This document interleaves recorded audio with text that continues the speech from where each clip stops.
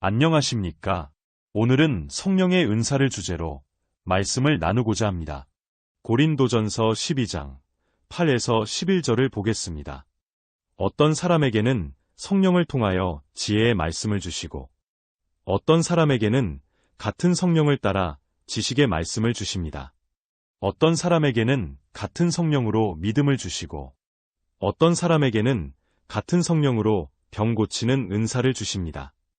어떤 사람에게는 기적을 행하는 능력을 주시고 어떤 사람에게는 예언하는 은사를 주시고 어떤 사람에게는 영을 분별하는 은사를 주십니다. 어떤 사람에게는 여러 가지 방언을 말하는 은사를 주시고 어떤 사람에게는 그 방언을 통역하는 은사를 주십니다. 이 모든 일은 한 분이신 같은 성령이 하시며 그는 원하시는 대로 각 사람에게 은사를 나누어 주십니다. 이렇게 기록되어 있습니다. 고린도전서 12장은 고린도 교인들이 성령의 은사를 잘못 이해하고 잘못 사용해서 나타나는 혼란에 대해 사도 바울이 책망하고 권면하는 내용을 담고 있습니다. 그런데 사도 바울이 예로 든 이 성령의 선물들 가운데 오늘날에는 교회에서 사용되지 않는 것들이 대부분입니다. 당시 사람들에게는 유익한 일로 여겨졌지만 현대인들에게는 비합리적인 일들로 여겨지는 것들이 많기 때문입니다. 실제로 교회에서 병을 고친다거나 기적을 행한다거나 예언을 한다거나 귀신을 쫓아낸다거나 방언을 하거나 방언을 통역하는 일은 일반적인 교회에서는 거의 일어나지 않습니다.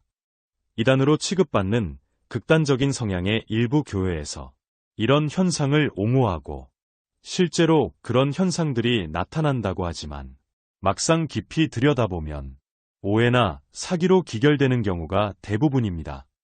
그러니까 사도 바울이 주장했다고 해서 다 받아들일 것이 아니라 2000년 세월이 흐르면서 비합리적이고 비과학적인 것으로 드러난 것들은 제외시켜야 합니다.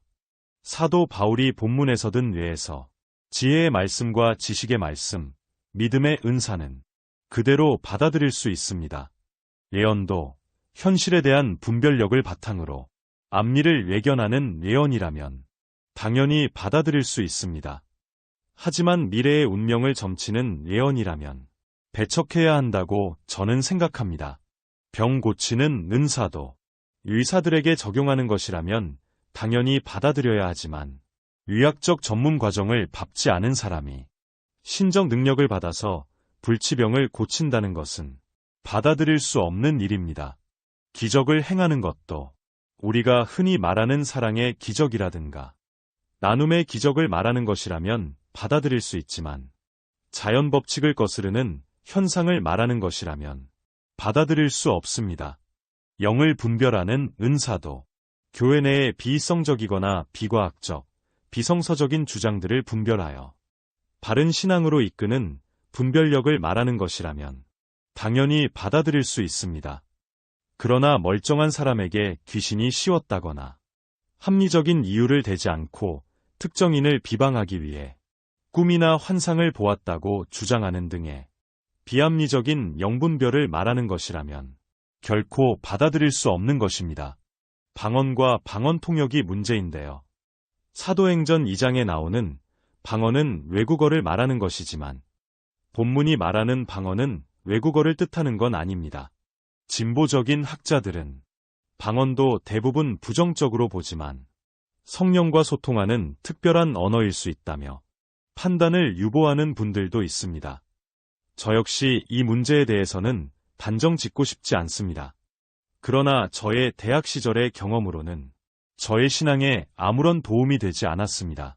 저는 그때 학교 내에 매우 극단적이고 보수적인 신앙 동아리에서 한동안 방언을 했던 경험이 있습니다. 같은 동아리에서 활동했던 학생들 중에는 방언 통역을 한다는 학생도 있었고 병을 고친다는 학생도 귀신을 쫓아낸다는 학생도 있었습니다.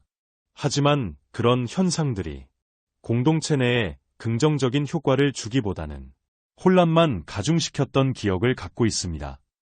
하여 대학을 졸업하고 신학대학원에 들어간 후로는 자연스럽게 방언을 멀리하게 되었습니다. 성령의 은사에 대해 관심이 있는 분들에게 참고가 되기를 바랍니다. 그런데요. 제 설교 영상을 처음 보시거나 어쩌다 한 번씩 보시는 분들은 성경에 명확히 쓰여 있는 말씀을 저렇게 무시해도 되나? 라고 생각하는 분이 계실 것 같습니다. 그런 분들은 제가 앞서 올린 영상들 가운데 최근에 했던 3편의 영상들을 참고해 주시면 좋을 것 같습니다. 53번 사도 바울의 한계, 56번 사도 바울의 행설수설, 57번 사도 바울도 시대의 아들이었다. 이 3편의 영상을 보시면 도움이 되실 것입니다. 오늘은 여기까지 하겠습니다. 고맙습니다.